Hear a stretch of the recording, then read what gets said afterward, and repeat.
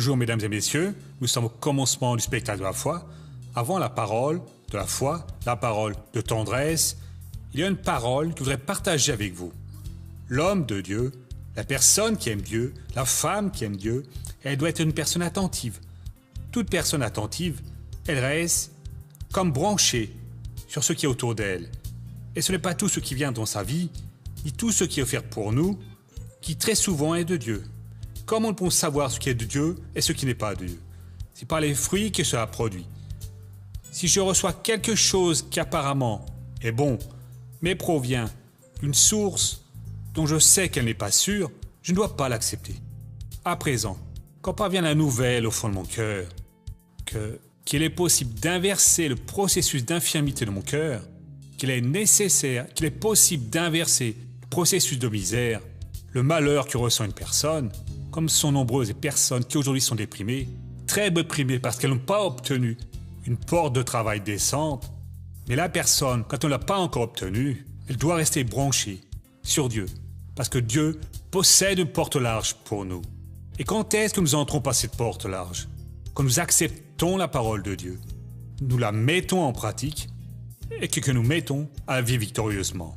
Juste après, vous lirez le récit d'une personne qui avait besoin d'une libération, de quelque chose qui la retenait. Et cette personne a obtenu cette libération, cette délivrance.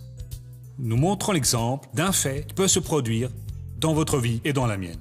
Et donc, ce que je dois faire, c'est permettre la permission pour que Dieu entre, pour que Dieu change, et pour qu'il puisse voir ce qui a besoin d'être changé dans ma vie. Et je crois que votre vie sera différente à partir d'aujourd'hui. Donc, nous commençons maintenant le spectacle de la foi chez vous, et juste après, je reviens au nom de Christ. Mes chers amis, quand notre Seigneur et Sauveur Jésus-Christ était ici en ce monde, il n'a jamais laissé quelqu'un dans le doute. Il était positif. L'œuvre que le Père a demandé de faire, il la réalisait. Il continue de même aujourd'hui. Si vous avez une certaine nécessité et vous avez besoin d'une libération, allez voir la Sainte Bible, découvrez ce qu'elle dit à votre respect. Ou écoutez un message, faites attention à ce qui vous est révélé. Tout ce que vous comprenez, c'est ce que j'ai toujours dit ici. C'est un chemin qui a été construit, qui s'est ouvert entre vous et Dieu. Ce chemin ne va jamais être détruit. Le don de Dieu est irrévocable. C'est sur ce chemin que vous devez marcher et Jésus a dit « Je suis le chemin et personne ne va au Père ». Peut-être que vous êtes venu aujourd'hui avec le cœur serré, divisé, plein de nécessités. Vous me regardez en affrontant la pire phase de votre vie. Dieu a quelque chose d'important à faire dans votre vie. Maintenant, nous sommes dans une série de messages et celui est le troisième d'un événement qui s'est produit dans le ministère du prophète Élisée. C'est au second livre des Rois, chapitre 4. Nous commençons au verset numéro 8. Et aujourd'hui, nous allons déjà commencer à meubler la chambre qu'ils ont fait pour Élisée. On dit de la manière suivante, second livre des Rois, chapitre 4, au verset 8, on dit ainsi. Un jour, Élisée passait par Sounem.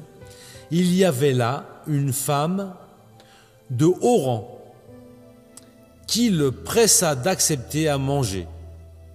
Dès lors, toutes les fois qu'il passait, il se retirait chez elle pour manger. Elle dit à son mari, « Je sais que cet homme qui passe constamment chez nous est un saint homme de Dieu. Je t'en prie, faisons une petite chambre en dur à l'étage et mettons-y pour lui un lit, une table, un siège et un porte-lampe. Quand il viendra chez nous, il pourra s'y retirer. » Le jour où Élisée revint, il se retira dans la chambre à l'étage et s'y coucha. Bon, nous allons nous arrêter ici parce qu'il y a d'autres sujets pour plus tard. Aujourd'hui, nous allons parler sur celui qu'ils ont installé pour le prophète. Nous avons vu que, au culte précédent, j'ai dit que cette femme, elle représentait l'Église. Elle était très riche. L'Église, spirituellement parlant, elle est très riche. Il ne lui manque aucun don.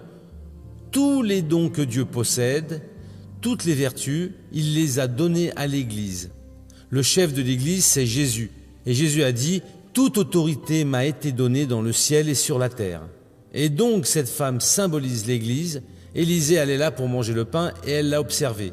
Si elle avait été plus ou moins un homme de Dieu, cela ne serait pas arrivé. S'il avait été un homme de Dieu pécheur, qui est une contradiction, mais malheureusement ça existe, cela ne serait pas arrivé.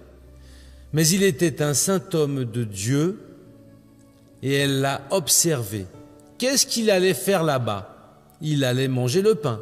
Nous devons toujours aller à l'église pour nous alimenter du véritable pain qui est la parole de Dieu. Et donc elle a dit à son mari, ô Seigneur Dieu, l'église parlant avec Jésus, et elle a dit, nous allons construire pour ce saint homme de Dieu une petite chambre. Les révélations que Dieu nous donne, elles ne sont pas toujours gigantesques. Mais une petite ouverture est déjà suffisante pour ouvrir un univers pour vous. La foi comme un grain de moutarde fait qu'une personne transporte une montagne. Donc pas besoin que ce soit beaucoup. Et dans cette pièce, cette chambre, cette maison qui a été faite pour le prophète Élisée, elle a été faite près du mur. Dans Zacharie 2, 5, le Seigneur Dieu qu'il est pour l'Église comme un mur de feu. Et donc l'habitation que Dieu vous fait, où vous devez aller, entrer en présence du Seigneur et là vous refaire. Elle a été construite près du Seigneur Dieu qui est un feu qui consume. Vous n'avez pas à vous efforcer pour pouvoir recevoir les bénédictions de Dieu. Rien de ces histoires de payer, de faire ce qu'il faut pour essayer de faire. C'est valoir quelque chose pour faire Dieu opérer en vous. Vous n'avez pas besoin de faire aucune pénitence, aucun sacrifice. Vous devez simplement écouter la parole et croire dans la parole. Et donc le prophète est entré dans la maison qui a été faite pour lui, la maison du prophète avec un lit, une table, une chaise, un porte-bougie. Et je veux parler aujourd'hui sur ce lit, qui est très important. Le lit, c'est un lieu que nous utilisons pour nous reposer, pour nous allonger. Nous en avons tous besoin. Nous sommes épuisés, fatigués, on s'allonge sur le lit et le corps se repose, nos forces sont renouvelées. Le Seigneur Jésus, c'est notre repos. C'est notre réconfort. Il a dit dans Matthieu 11, un verset que parfois nous donnons aux pécheurs, qui sert aussi, mais ce n'est pas juste pour le pécheur, non, c'est pour nous tous. Matthieu, chapitre 11, il a dit, « Venez à moi, vous tous qui peinez sous la charge, moi, je vous donnerai le repos. » Nous aimons prêcher cela pour les pécheurs. Il est clair que l'invitation est aussi valable pour eux. Elle s'étend jusqu'à eux. Mais si vous êtes un enfant de Dieu, qui dans sa lutte au quotidien, dans sa lutte contre le péché, contre les forces des ténèbres, voire pour pouvoir survivre dans toute autre lutte, vous êtes fatigué, vous êtes surchargé, sachez que dans cette chambre faite pour l'enfant de Dieu, pour le prophète, pour le mangeur de pain, il existe un lit pour se reposer. C'était cela que symbolisait ce que cette femme a meublé dans sa maison à lui. Elle n'a pas oublié de mettre le lit et ce lit est fait pour vous. Jésus, je ne peux plus supporter cela. La tentation est grande, les embêtements, les personnes ne me comprennent pas, elles viennent m'attaquer de tous les côtés.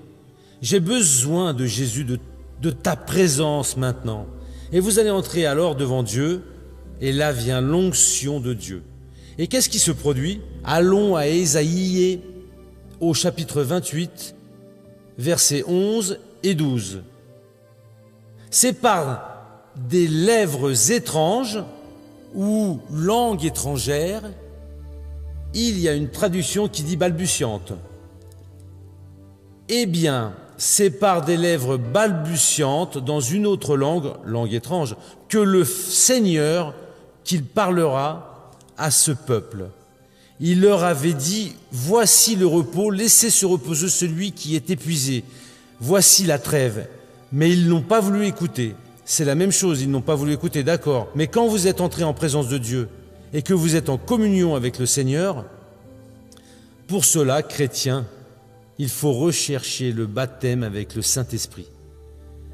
des lèvres balbutiantes, des langues étranges que nous ne connaissons pas, mais que nous parlons avec Dieu, que l'on traduit pour le Seigneur avec l'aide du Saint-Esprit. Le désir ardent de notre cœur, nous disons à Dieu ce que nous ne savons pas, mais le Saint-Esprit nous dirige sur la promesse, l'accomplissement.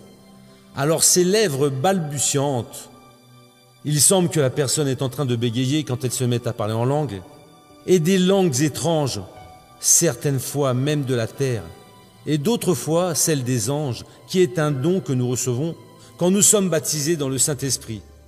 Le Seigneur Dieu parle avec nous, opère en nous. Le lit était symbolique, parce que physiquement, dans le lit, nous nous reposons. C'est pour cela qu'elle a mis un lit. La maison, c'est cette présence de Dieu. Et donc nous entrons, nous avons cette communication avec Dieu, mais si nous ne sommes pas baptisés dans le Saint-Esprit, l'œuvre n'est pas complète. Il manque cette communion spirituelle. Et celui qui est baptisé doit déjà avoir expérimenté cela diverses fois. C'est une difficulté, il y a une pression, il semble qu'il n'y a pas comment, que nous allons exploser, que nous n'allons pas supporter, que nous continuons à prier, et nous commençons alors à parler en langue.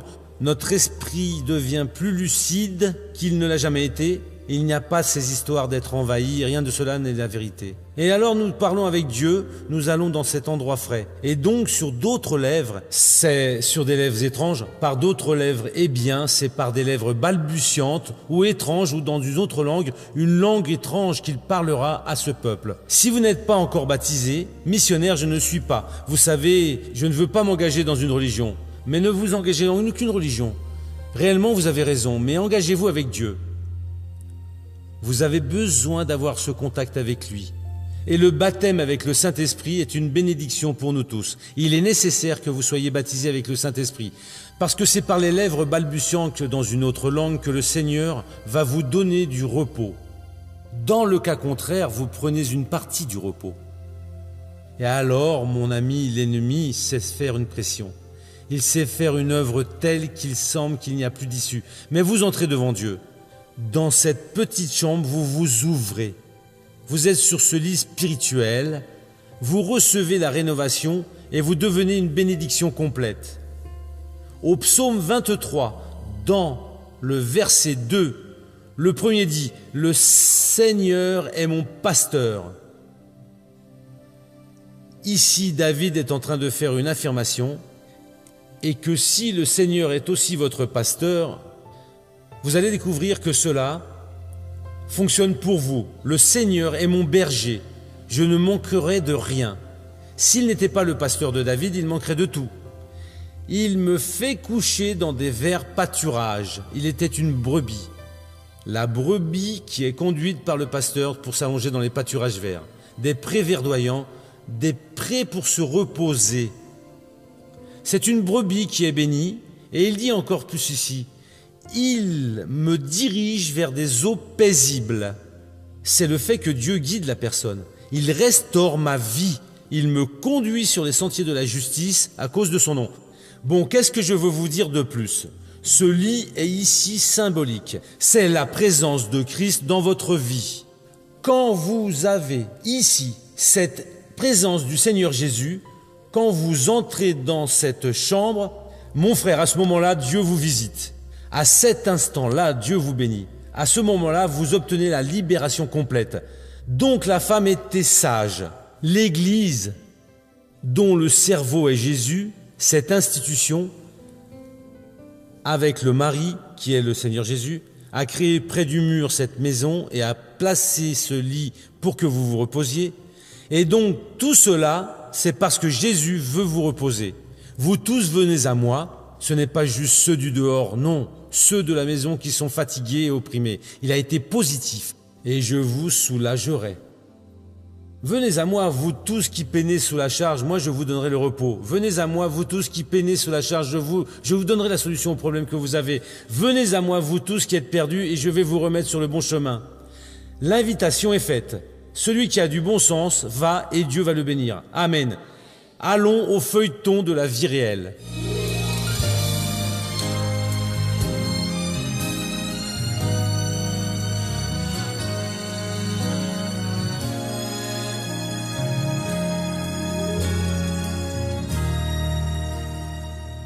Cela a commencé à Pernambuco. Quand je suis venu ici, moi déjà, malgré que j'étais très jeune, mais je buvais déjà, oui, et ici, dans la capitale, j'ai continué avec plus de fréquence parce que j'étais en train de gagner de l'argent. Vous voyez, jusqu'alors, je n'avais aucun revenu. Et alors, j'ai continué, année après année, j'ai bu, cela a augmenté. Vous voyez, la chose s'est aggravée, oui. Je pensais que c'était un divertissement, oui. Je voyais ça comme un divertissement de jeune, oui. Je ne voyais pas comme quelque chose qui un jour pourrait m'affecter. Je me suis rendu compte que réellement ça m'affectait quand nous nous sommes mariés et que je me suis mise à avoir cette vie-là avec lui tous les jours, vous voyez. Mes parents, en fait, ne se disputaient jamais vraiment. Vous voyez, mais lorsque mon père rentrait à la maison après être allé au bar, oui, il rentrait tout joyeux, il restait allègre et ensuite allait dormir à cause de la réaction à la boisson, oui, il allait dormir. Et le lendemain, il se réveillait se repentant de tout ce qu'il avait fait. Et il ne se rappelait pas de ce qui s'était passé le jour précédent. La consommation de boissons alcooliques a contribué à la formation d'un grave ulcère pour Jean-Claude. J'avais ce gros problème, j'avais un ulcère à l'estomac, vous voyez. Et quand cela est arrivé, quand j'ai réellement eu une hémorragie où j'ai dû aller à l'hôpital, alors j'ai fait une clameur à Dieu. Je crois que là où se trouve Dieu, il m'a entendu. Quand il a été libéré et qu'il est arrivé à la maison, nous avons une conversation sérieuse cette fois et nous avons pris la décision de suivre Dieu. Et juste par le fait que nous allions vers la religion, je ne connaissais pas la parole de Dieu, vous savez. Alors, je suis allée chercher où je pensais que j'allais rencontrer Jésus. J'y allais, mais je ne parvenais pas à m'accrocher là, si bien que j'y allais juste le dimanche. Vous voyez, ma permanence dans l'église était une seule fois le dimanche, oui. Et donc, je sortais vite.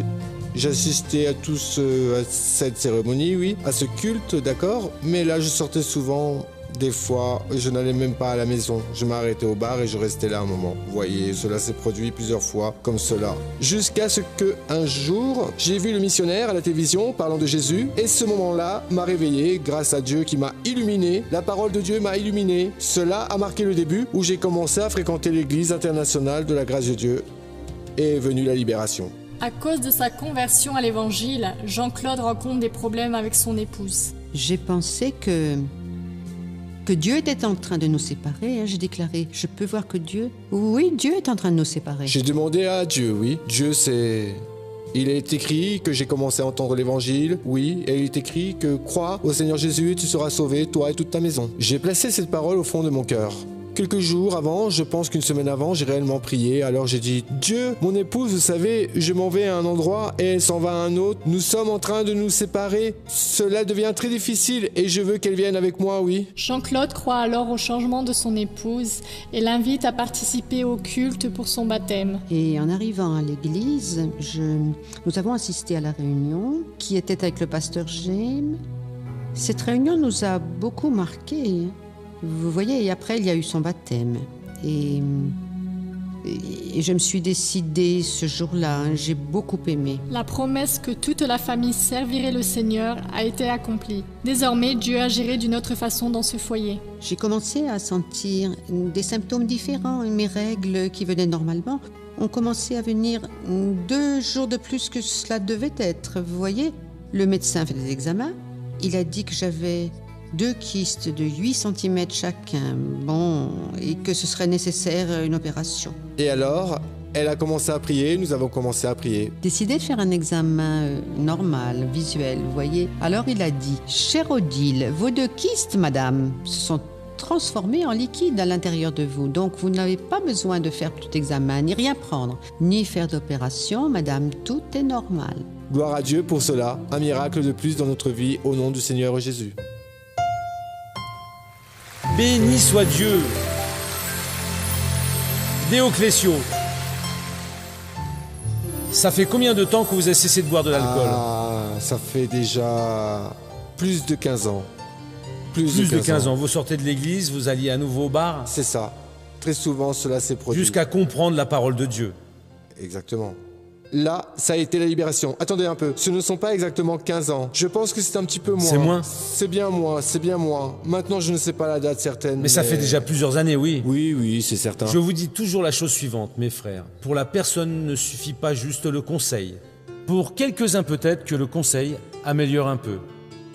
Mais ce qu'il faut, c'est une révélation de la parole. Parce que si la personne n'a pas de respect pour la parole de Dieu, au moment de la tentation, elle va boire, elle va voler, elle fait l'adultère, elle fait n'importe quelle autre chose de mauvais. Elle n'a pas de pouvoir. Mais si elle a du respect pour la parole de Dieu et la tentation vient, pour moi non. Je suis différent. Je n'accepte pas cela. Vous avez changé complètement. Grâce à Dieu, missionnaire. Aujourd'hui, j'en vois encore et je sens de la peine, une certaine pitié pour les personnes qui ont encore ce vice. Laissez-moi parler maintenant avec Edulza, oui. C'est ça. Edilouza, l'homme est tout autre. C'est un autre, transformé. Mais au début, vous avez pensé que vous perdiez l'homme. Je pensais que j'allais le perdre, vous savez. Parce Mais vous avez perdu le vieil homme, ça veut dire. Et j'en ai gagné un tout nouveau. Jésus a fait une œuvre complète. Grâce à Dieu. Et ce miracle dans votre utérus, ça fait combien de temps, Edulza? Près de 2 ans, plus ou moins. 2 ans. Depuis lors, tout est normal. Tout est parfait. Gloire Notre à Dieu est parfait. Merveilleux. Et qui est venu avec vous aujourd'hui? C'est ma fille et mon pasteur. Vous, laissez-moi parler avec votre fille à présent. Comment est-ce que vous vous appelez? Vous avez participé de tout cela à la maison et vu le changement? Oui, Et vous donnez votre vie à Jésus? aussi, grâce à Dieu. Vous qui n'aviez pas ce problème-là, comment est-ce que vous êtes avec Jésus aujourd'hui? Aujourd'hui, je suis ouvrière de l'Église La Grâce et je suis vraiment très heureuse de cela parce que j'ai connu le véritable Jésus. Et toutes ces mauvaises choses sont passées avec Jésus. Aujourd'hui, ça doit être merveilleux dans la maison. Une merveille, c'est certain. Amen. Vous êtes le pasteur qui s'occupe de la famille. Missionnaire, nous avons accompagné une bonne partie de cette lutte, principalement la guérison de Madame Edulusa. Toute l'église alors s'est réunie en prière et elle a montré les examens, c'était un cas sérieux. On applaudit Jésus. Merci Jésus. Voyez, je voudrais une personne qui soit quelqu'un qui parraine pour qu'elle me dise « ça valait la peine, missionnaire ». Jésus a été bon avec moi de m'avoir appelé pour devenir quelqu'un qui parraine. Il y a une sœur devant ici. Comment vous vous appelez? Mon nom est Adeline. Depuis combien de temps est-ce que vous parrainez? Vous voyez, ça fait plus ou moins près de 8 mois. Oui, j'étais en train de planter sur une terre sèche. Oui, rien ne venait améliorer ma vie. Alors j'ai dit ainsi, Seigneur, il y a quelque chose qui ne va pas. Vous étiez déjà de Jésus, mais ça. vous ne deviez pas avoir la compréhension. Oui, alors j'ai dit ainsi, Seigneur, qu'est-ce qui se passe? Alors j'ai commencé à prier le Seigneur et là j'ai fait un rêve dans lequel j'étais dans un endroit qui était très sec. Et j'étais en train de planter une semence sur une terre sèche. J'ai déclaré, Seigneur, tu as parlé pour que je fasse la preuve de toi. Oui, et donc je veux que mes bénédictions le soient aussi. Je veux semer, mais je veux semer au bon endroit, d'accord? Et j'en suis restée à ce point. Et c'est alors qu'un certain jour, au petit matin, j'ai allumé la télévision et le frère était en train de parler. Là, j'ai senti au fond de moi, oui, ce que le frère a dit ainsi, ne devenez pas quelqu'un qui me parraine si vous ne recevez pas l'appel. Mais je sentais quelque chose de très fort au fond de moi, alors j'ai dit ainsi, Seigneur, je vais le faire. Alors j'ai parlé ainsi, je vais semer où il faut semer. C'est ça. Donc je suis venue, quand je suis arrivée ici, j'avais ce feu ardent au fond de moi, j'étais impatiente de devenir un parrain. C'était un désir intense? Oui, alors j'ai dit à Seigneur, à présent j'ai la certitude que j'ai semé au bon endroit, et je m'en suis allée. Et puis, pour résumer, comment est-ce que vous êtes aujourd'hui? pour la gloire de Dieu, je vais très bien. C'est grâce. Gloire à Dieu.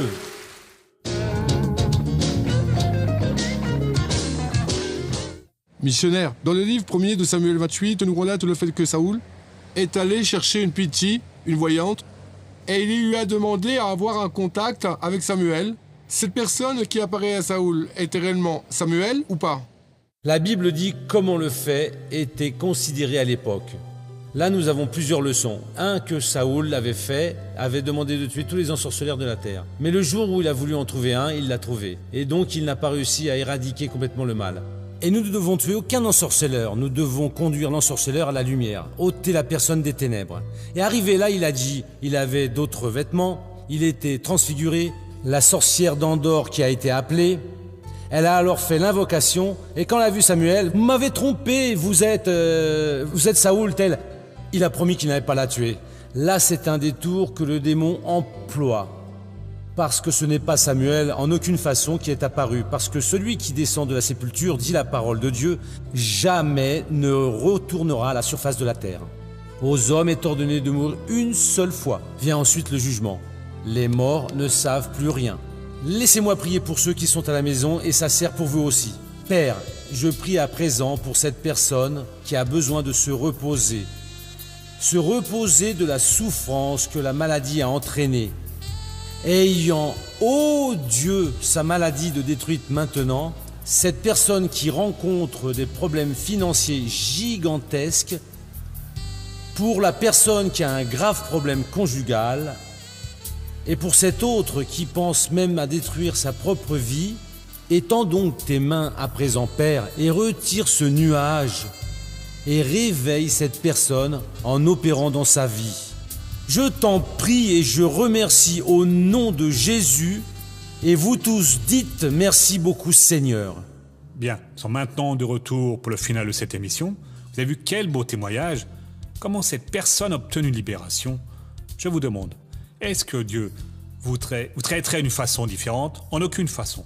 Ce qui fait la différence entre une personne et une autre, c'est comment elle répond à la parole de Dieu. Cessez de rester à vous lamenter, de rédiquer au problème et dire « Ah, j'ai un problème vraiment très grand. » Cela, Dieu le sait déjà. Cela, tout le monde le sait déjà, peut-être. Et cela ne va pas résoudre votre problème. Ce qui va résoudre votre problème, c'est votre attitude face à la parole de Dieu. C'est rejeter le mal et dire « Dieu, j'ai confiance dans la parole du Seigneur. Je vais me relever et je vais prendre possession de ma bénédiction. » Quand vous prenez possession de la bénédiction, par exemple, les personnes qui maintenant sont appelées afin de parrainer cette œuvre, peut-être vous êtes une des personnes qui n'ont pas de gros moyens financiers. Peut-être vous êtes des personnes qui se retrouvent confrontées à un problème financier très sérieux. Mais Dieu ne regarde pas le présent. Il voit ce que vous allez devenir si vous croyez dans sa parole à lui. Et si vous croyez dans sa parole à lui et prenez attitude de foi, alors appelez maintenant ce numéro. Dieu pourra se manifester dans votre vie d'une forme toute spéciale. Pourquoi? Parce que vous avez cru que malgré les circonstances, Dieu est bien en face de vous. Et quand vous mettez Dieu en face de votre vie, mettez votre confiance en lui, il peut venir vous délivrer de tous les ennemis, de toutes les situations, et il peut vous donner la victoire. Pourquoi? Parce qu'il a grand intérêt à votre totale transformation. Il a grand intérêt que votre vie soit complète. Ok? Bon. Et donc, que devez-vous faire? Appelez maintenant ce numéro par lequel nous standardise. Voyez, je vais faire un pas de foi. Je vais cesser de me plaindre et croire que Dieu va avoir confiance dans ma vie. Devenir quelqu'un qui parraine l'œuvre de Dieu. Et je vous le garantis, en très peu de temps, vous allez noter une différence dans votre vie. Parce que celui qui ne ment pas a promis. Tout ce que l'homme plante, il le récoltera. Que Dieu vous bénisse tous. Nous revenons toujours à ce même horaire. Que Dieu vous protège tous et à bientôt.